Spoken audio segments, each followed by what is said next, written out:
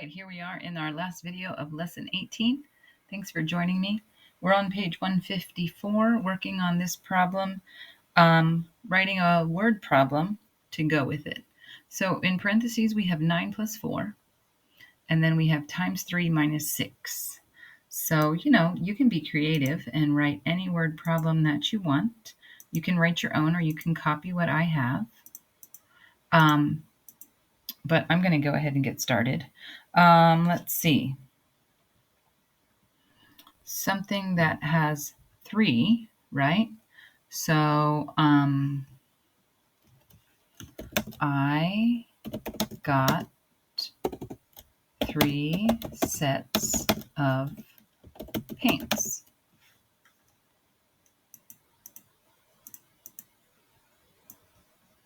I got 3 sets of paints. Each set has 9 large bottles and 4 small bottles. Okay. 6 of the bottles were pink, so I gave them to my friend because I didn't want any pink paint. I don't know why. Okay, how many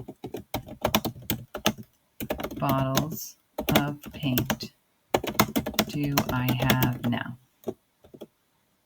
All right, yeah? So I had 9 and 4 times 3 minus 6. All right, so 9 plus 4 is 13 times 3. 13 times 3, 39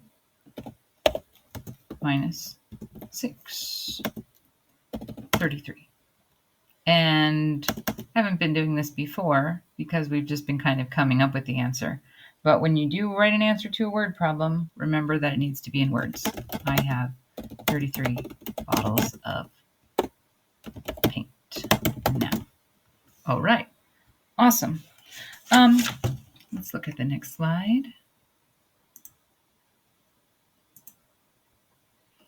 Here is a word problem for this 9 plus 4 times 3 minus 6 that we just looked at. This isn't in your book, but we're just looking at it. Let's read it. Noah earns $4 each time he takes out the trash. He takes out the trash 3 times. He earns another $9 for mowing the lawn.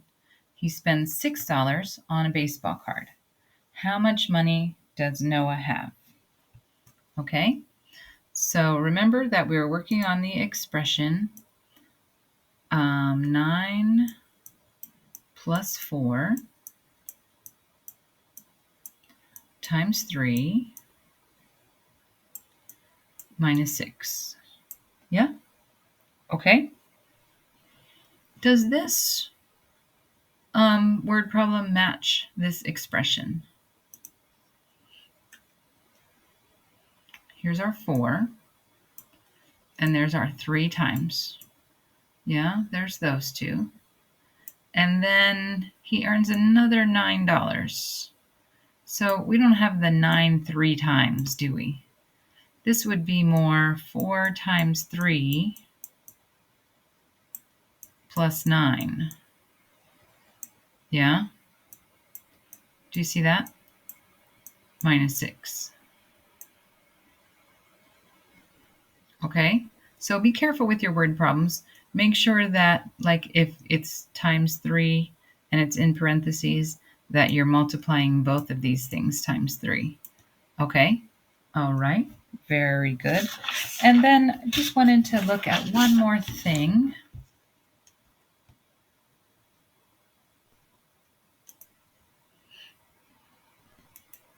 In our next slide.